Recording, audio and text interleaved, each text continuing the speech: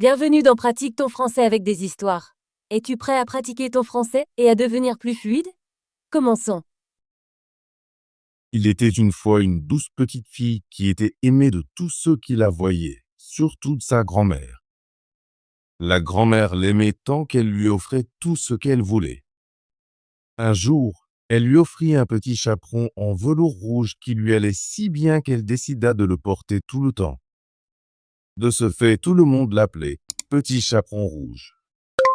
Un jour, sa mère lui dit « Viens ici, Petit Chaperon Rouge. J'ai un morceau de gâteau et une bouteille de vin pour que tu les apportes à ta grand-mère. Elle est malade et faible, et cela l'aidera à se sentir mieux.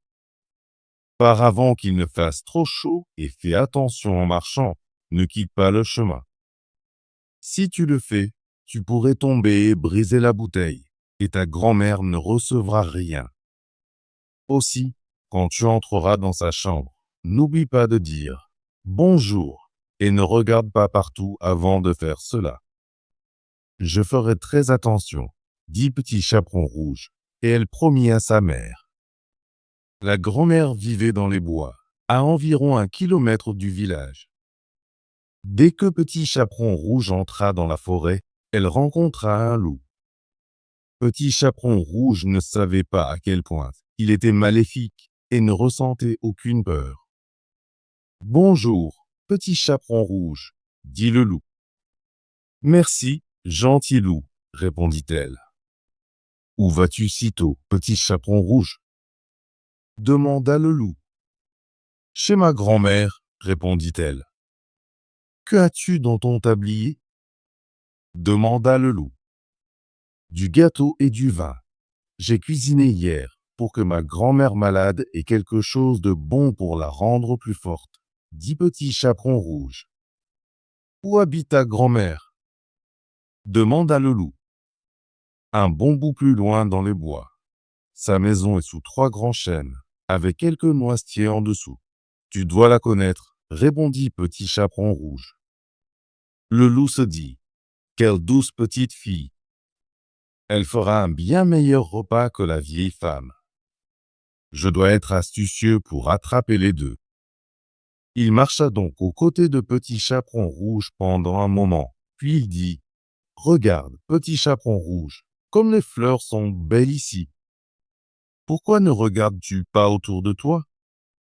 Je parie que tu n'entends pas les petits oiseaux chanter doucement.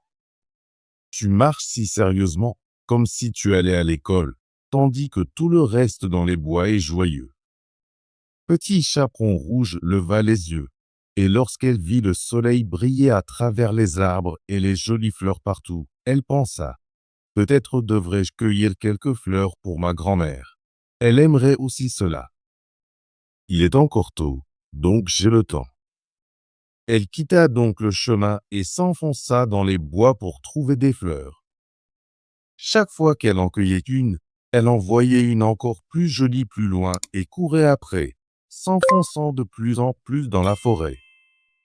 Entre-temps, le loup se dirigea directement vers la maison de la grand-mère et frappa à la porte.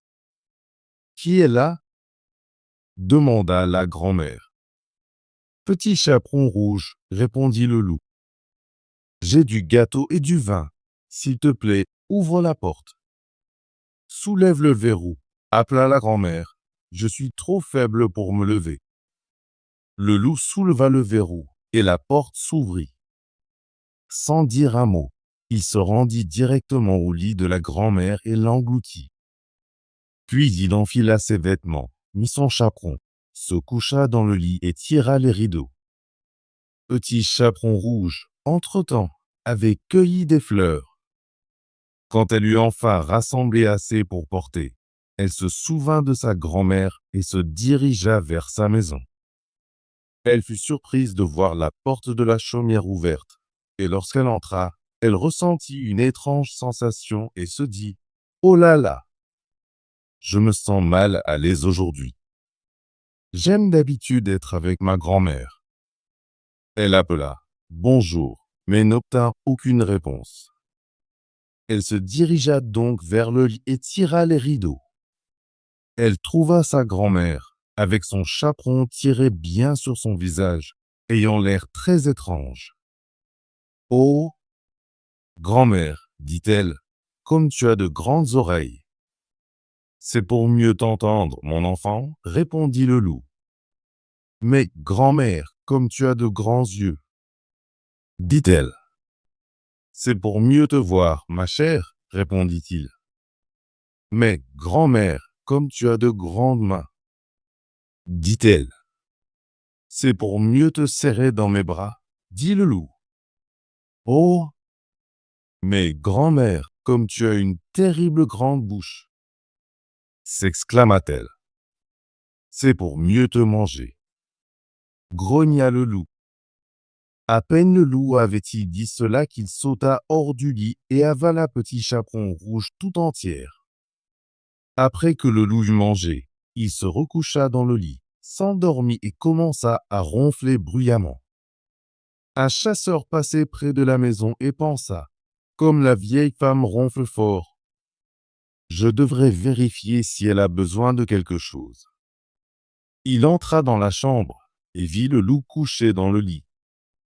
C'est toi, vieil pêcheur, dit-il. Je te cherchais. Juste au moment où il était sur le point de tirer sur le loup, il se souvint que le loup avait peut-être mangé la grand-mère, et elle pouvait encore être sauvée. Il ne tira donc pas, mais prit une paire de ciseaux et commença à ouvrir le ventre du loup. Après avoir fait 2 coupures, il vit Petit Chaperon Rouge briller à l'intérieur. Il en fit 2 autres, et Petit Chaperon Rouge sauta dehors, en criant « Oh, j'avais si peur !» Il faisait noir à l'intérieur du loup. Puis la grand-mère sortit aussi, vivante, mais à peine capable de respirer. Petit Chaperon Rouge courut vite chercher de grosses pierres et remplit le ventre du loup avec.